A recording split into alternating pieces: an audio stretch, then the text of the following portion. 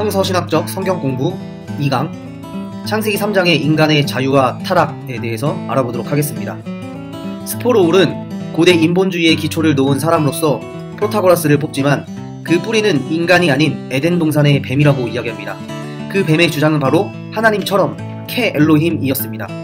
이 주제는 세계관의 대립으로 기독교의 진리와는 정반대의 견해를 취합니다. 김태곤은 그의 책 자유의지 논쟁에서 인본주의 사상에 대해서 이렇게 정의합니다. 인본주의란 인간이 최고의 존재이기 때문에 인간을 관장하고 다스리는 다른 상위 존재는 없다고 말합니다. 성경이 쓰여진 시기는 이런 세계관에 대한 치열한 논쟁이 있었던 때입니다. 이스라엘은 BC 586년 바벨론 유수를 경험하면서 이교 세계관에 대한 대가를 치러야 했습니다. 바벨론의 관습은 이스라엘의 세계관과는 대립되는 혼합주의였습니다. 이런 혼합주의 세계관의 안티로서 기록된 것이 성경이 제시하는 유일신 야훼 하나님 이스라엘의 세계관이라고 볼 수 있습니다. 주원주는 구약성경과 신들이라는 책에서 성서의 저자는 고대 근동 세계에 유행하던 신화나 민담 등에 나타난 당시의 세계관을 180도 뒤집어 포로 후기 유대 공동체의 유일신 야훼 신앙적 가치관으로 정립하였다고 이야기합니다. 라이너 알베르츠는 그의 책 포로 시대의 이스라엘에서 이 시기에 국가와 제2기관이 무너지면서 여러 비공식 신학자 집단들이 위기에 대해 신학적으로 해석하려는 작업이 폭넓게 이루어졌다고 이야기합니다. 이런 세계관의 문제는 곧 자유와 타락에 관한 문제에 직접적으로 묶여있는데 기독교와 인본주의가 뒤섞인 교회는 심각한 문제를 초래할 수 있습니다. 이에 대해 루터는 노예의지론이라는 책에서 인간의 타락은 사소한 문제가 아닌 그리스도인의 삶의 핵심을 뒤흔드는 문제라고 자신의 견해를 피력했습니다. 칼 바르트는 자유를 정의할 때 이 자유는 하나님 자신에게 보유한 자유이며 인간의 자유는 하나님이 주시는 선물로서 인간의 것이 되었다고 이야기합니다.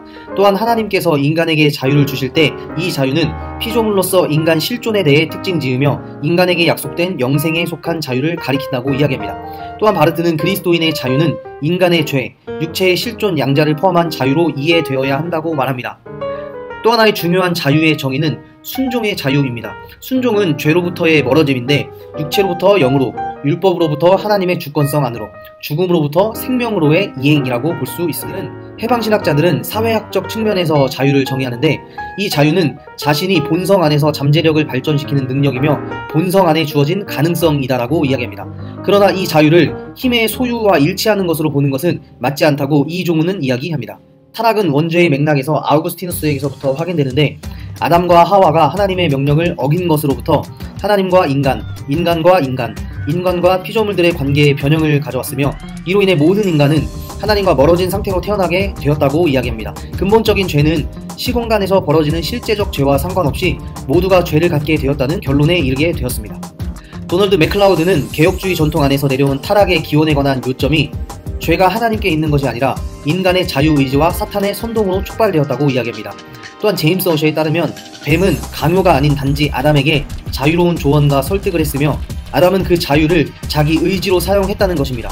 종교개혁자였던 칼뱅과 터키슨 역시 비슷한 주장을 하면서 죄의 원인은 자유를 남용한 인간 자신이라고 이야기합니다. 자유와 타락에 대한 교회사적 많은 정의들이 있지만 개혁주의 전통 입장에서의 자유와 타락에 관한 정의들을 중심으로 살펴보았는데 아우구스티누스 이후 개혁자들은 인간의 자유를 순종할 자유와 불순종할 자유와 연관시켰고 현대의 해방신학자들에게 자유는 곧 본성의 가능성을 의미했습니다. 타락은 관계적 측면에서 다뤄졌는데 하나님, 인간, 피조물 사이의 관계 변형을 가져왔고 인간의 타락은 하나님으로부터 주어진 것이 아니라 인간에게 주어진 자유에 대한 인간의 남용으로서 그 결과를 초래했다고 볼 수 있습니다. 결국 인간 타락의 원인은 인간 자신에게 있으며 자유의 남용이 가장 결정적인 원인이라고 결론 지을 수 있습니다.